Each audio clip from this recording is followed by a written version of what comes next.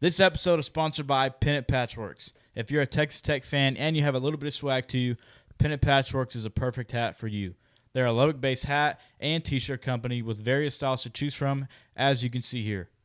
At checkout, we got an exclusive code with Pennant Patchworks. You can use our code DRAFTROOM15 for 15% off your entire order. That's DRAFTROOM15. So go ahead and visit pennantpatchworks.com and grab yourself a hat today. Or t-shirt.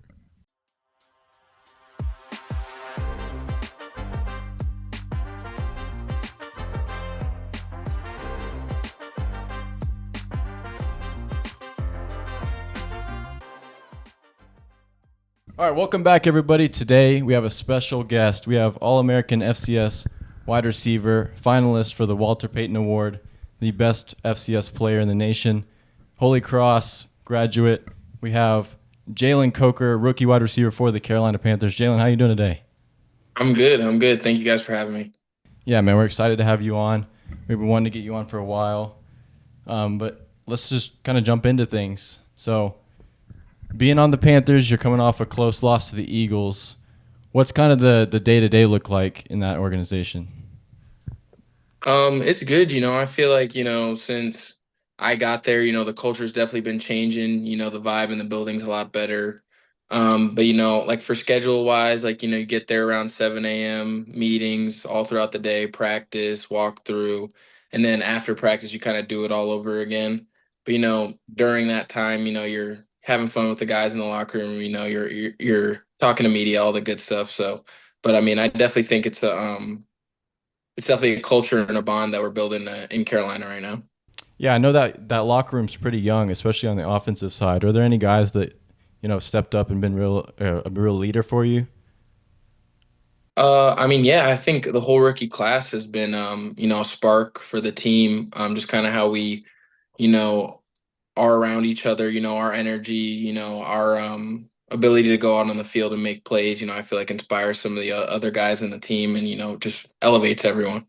Can y'all, like over the time since y'all are pretty young, can you see it finally coming together? We know the Panthers are looking better than they were, and they had, some quarterback troubles or whatever that may be.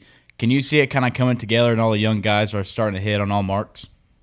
Absolutely. I mean, you've seen these past 3 weeks. We've been, a touchdown, a first down, away from, upsetting some of the best teams in the league. So I feel like it's all coming together. It's just, slow build. Nothing's going to happen overnight. But, from the beginning of the year to now, you can see that like slow progression that we're headed in the right direction. Right. And so today we're shooting this on a Tuesday. What today look like for you? Today's an off day for me. So, get in early treatment, do all that good stuff, all the extra stuff, be prepared for practice on Wednesday. And I know you're dealing with a quad injury right now. So what's the status on that? Are you practicing yet or about to? What's up? Yeah. I'm going to be back full go tomorrow. So should be ready to go for Sunday. So what happened? It was a quad injury, right? Do you mind explaining to us kind of like going through that, like what exactly happened and what you felt?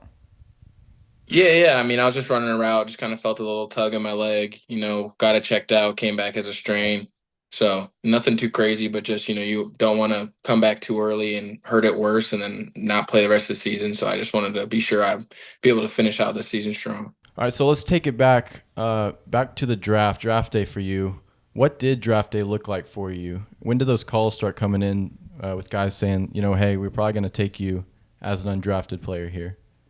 Yeah, so the day started early. My mom got all my friends, family there. We made it like a fun event for day three. Uh, Unfortunately, didn't hear my name called, but as the draft kind of went, I got phone calls from teams here and there talking about, um, potential undrafted, things like that. But at the end of the day, after the draft was over, had I think probably 4 or 5 teams call me and settled on Carolina, because Coach Canales has a tendency to play undrafted guys, have an opportunity to make an impact, especially with a team that, was struggling at the time. I felt like I could, kind of dig myself a role out in that organization. Yeah, for sure. And, one of the advantages of being an undrafted player is you kind of get to choose a little bit where you get to go. So Yeah. what did that decision come from to choose the Panthers there? Yeah, I mean, it really just came down to, where am I going to play? Where am I going to be able to make an immediate impact? Whether that was special teams, offense, whatever it took Foreman. That was my biggest thing, wanting to get some reps under my belt. Unfortunately, like it didn't turn out the way I wanted it to. Got injured, pretty quickly into mini camp and stuff. But just continuing to persevere through that stuff, and then eventually being where I'm at now. So I think it was the right decision for me for sure. And your dad is a Panthers fan, correct? Yep, huge Panthers fan. So was that pretty exciting for him? Yeah, he was definitely psyched for that for sure. How was that? How's it been, going undrafted and having a little bit of chip on your shoulder to now becoming a big part, an important role in a young Panthers offense?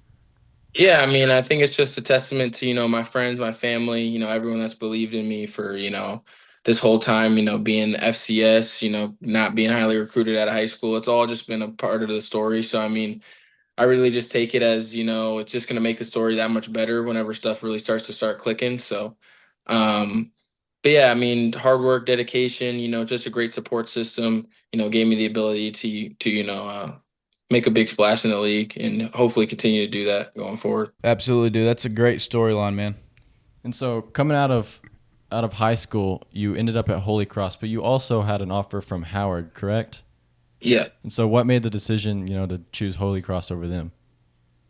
Yeah, I mean, I wanted to go to Holy Cross mainly because of the coaching staff. I really, I felt like Coach Chesney and, his staff at the time, I wanted to be a part of what they were building. They, come off their first Patriot League championship and, I don't know how long it was at the time, but, then he was saying, you're going to play as a freshman and we're going to get you in the game. And, we see you being a major part in this team. And that's kind of what I was looking forward in a school. And he promised me that and then delivered on it. You also had the opportunity to go to the scouting combine. What was that experience like? That was great. I mean, what an opportunity, to, like I was saying earlier, underrated, small SCS school guy to go to, the biggest stage in, for the draft. It was awesome. I took it all in, really just enjoyed, everything that the combine had to offer. Met, some of the guys that are doing it in the league right now, all the rookies that are killing it right now. So, ability to compete with them and, show that I was right there next to them.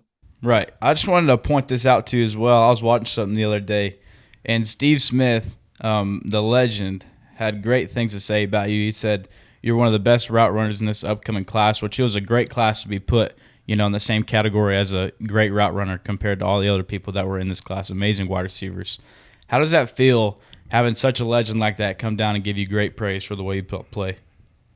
It was really cool. I mean, I didn't ask him to do that. He didn't have to do that. He kind of went out of his way just to kind of show me some love there. So Right. and he definitely boosted my draft stock with saying that too. So he's an amazing dude. We still communicate now. So and now that I'm on the Panthers, it's even crazier that he was the one to bring it up. So so thankful for him and that he gave me that platform. Yeah, absolutely. And then he even said also like you were going to be a, like a round 2, round 3 guy, and then we see you go undrafted. So that's something that we didn't expect. Do you think you have any clue as to the reason why that happened? Did you have any draft stock, fall for a certain reason or anything like that, or did it just not go as expected? Yeah, I mean, I was hearing a lot of different things. Undrafted wasn't out of the question. I always knew it was a possibility. So, I mean, at the end of the day, teams pick their people for whatever they have on their board. So I guess I just wasn't on any of the boards for those teams. But I just kind of it is what it is. Whenever I'm out on the field, I'm gonna do my best. To, prove to myself and prove to the other people. You should have taken me, and I'm doing that. So Yeah, now we're in a good system. Now we're balling out. So now it's time to show people that you should have gone undrafted, yeah? exactly.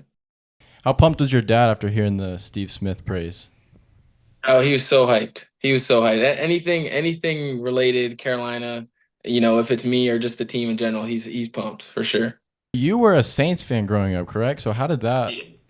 Yeah, I mean, I was just a big Drew Brees guy. I mean, I just love Drew Brees. That team, that Super Bowl team is my favorite team. Um, but not anymore. Big Carolina guy now. You don't have any grace when you go play him now? No.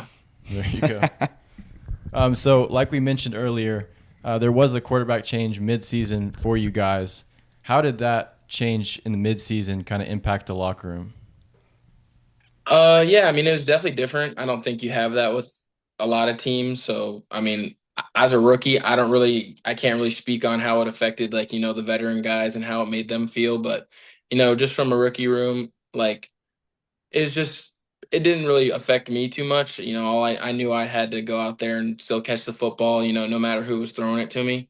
So, but I mean, definitely was different. I've always had the starter be the starter, and I've never had it like flip flop around like that. But Bryce handled it well. He handled it in stride. He didn't waver in any way, and Andy was still balling for us too. So it just kind of happened, but it is what it is. Absolutely. Are there any rookie duties that they have, like a tradition or anything that you had to? Yeah. We got to bring like food, every Saturday, and then we had to sing and all that stuff. So luckily, no videos of that. Is it that thing that I don't know if you saw? Aiden Hutchinson went viral for it, and he was singing. I think it was Billie Jean. Is that kind of the same thing that y'all do? Yep, exactly like that. That's what he had to do. Who had the best performance? Oh, that's good. Um, Honestly, there were so many good performances. It was so long ago. I think Trevin Wallace had the best one though. That's great, man. That's great. So, what we're gonna do now is we have a little segment called This or That. So I'm gonna give you two options, and you're just gonna pick one. It's very simple. So, first one: would you rather lose a Super Bowl by a game-winning field goal, or get blown out In the Super Bowl? in the Super Bowl? Oh, lose by a game-winning field goal. You said get blown Yeah, out. I'd rather get blown out. I don't want. That's gonna be a heartbreak. Losing by You'd rather get blown out? You're gonna be sitting there in the second quarter, just like, geez. 100%. I want it to be known like, hey, I lost. God, I'd like it to be a game until the end. All right. It's all a right. heartbreaker. Would you rather win versus your rival at home or on the road? On the road for sure. On the road, you like being the villain? Yeah, absolutely. Of Okay. course. Okay. Would you rather drop a game-winning touchdown or fumble the ball on a game-winning drive? That's a tough one. Neither's great, but Either way, it's a turnover regardless. Probably drop the ball, game winning touchdown. yeah. Okay. Would you rather make a Pro Bowl or win a conference championship? Conference championship. I feel like that's easy there. Would you rather play in the snow or in 100+ degree heat? The Heat. You don't like snow? Have you ever played in the snow? I have never played in snow, but in Massachusetts it got pretty cold. It could have been snowing, but it just didn't. All right, all right. Would you rather be a Hall of Famer with no rings or a role player with multiple rings?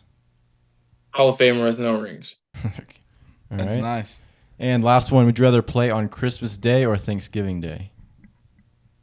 That's a good one. Probably Thanksgiving. Because I think this is the first year we get Christmas Day games. So that's exciting. Yeah, very exciting. I wanted to talk a little bit about your combine results. The 10-yard split, I think it was a 1 second, 5.2, 1.52. I heard them talking about it also on that interview, Steve Smith. He said those were elite numbers. But they also said that the 40-yard dash wasn't great amongst compared to all the other wide receivers. What do you think about? Do you think that 10-yard split makes up for the 40-yard dash? Do you think it's just different, play style? Do you think you'd fit better in a slot because of that 10-yard split? Or do you think they can put you wherever and you'll be able to exceed?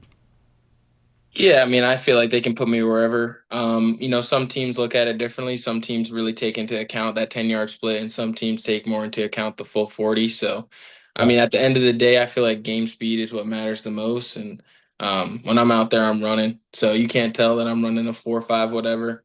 But yeah, I mean, I think I'm very versatile in that way. I can play outside, inside. It doesn't really matter. Is that what the Panthers are basically like just trying to figure out where you fit, or they just they have a set spot for you right now? I don't know. I wouldn't say I have a set spot. No, I think they use me. They can way our thing works. We move around formations to get people in different places, kind of like a lot of teams. So I can play anywhere. Right, that was my thing too, because at Holy Cross it seemed like you were more of like a deep shot guy, like, hey, go get us a touchdown, long ball, 30-yard plus. But then I see the Panthers are kind of like doing both ways. Like you're doing the deep ball well, but you're also doing slot, duties well as you know what I mean, like getting the first down and just getting yards. Yeah, yeah. I mean, it's different. I feel like college was a lot simpler Right. in that way. We weren't moving around as much. Definitely in the league, you're definitely moving, and you're definitely at the 3, the 2, the 1. You're definitely moving around a lot more. Right. And then I also wanted to talk about like coming from college going to the NFL, like was it hard to adjust to that different, switch in competition and pace and all that stuff, or did you feel like, August and all those months of like basically like the fall camp, did that really help you boost getting ready for the different level of competition? Yeah, I mean, I feel like it was a slow build. Definitely in the beginning, it was something to get used to. Guys bigger, stronger, faster. Definitely need to be more technical and how you're running routes when you're breaking all that good stuff. But yeah, I mean, it's still NFL talent. These guys, they're gonna get you sometimes. So I think it's just like being physical and just playing fast is the big thing. Right. And then also Steve Smith, one of his things that he said was the reason why you're such a good route runner, he said, because you understand the why. Like the why behind why you're running this route, what you need to get open for other people or what they need to do to get you open. So how does that come into effect? Obviously you're jumping from college to NFL. I would assume that the playbooks are a little bit more, harsh on you. So is it harder to understand the grand scheme of things in the NFL, or are you still catching it like you did in college? I mean, I feel like in the beginning, you just want to make sure you're doing the right thing. And as you get going, you start to learn like why you're doing it, the ins and outs of it. I feel like it's a slow process for that. But if you asked me this game 1, I would have said no, I have no idea. I'm just running what's on the page. But now I'm starting to feel like, I'm trying to understand what we're trying to get open, who we're trying to affect with certain routes, who I'm trying to get open on this. So it's a slow process, but definitely I'm working on it. Gotcha. Well, Dave talked about your combine results, but he did not mention your 42-50 vertical was first among receivers and first overall. So that's crazy in itself. And then your 10-8 broad jump with 8th among wide receivers. Did you know you're going to perform well in those events? Yeah, I did. I was pretty confident that I was going to do well in those events. Yeah, that's what we were talking about too. Like it's crazy, you see it, a bunch of other years, but especially this year, like the talent for the wide receivers were crazy. So for you to have those numbers, it's a big deal. It's not nothing that should be looked over. I appreciate that. Yes, sir. So I have a question. Why did you choose 18, or did they just give that number to you? They just gave it to me. Didn't pick it. What would you have picked if you could have picked?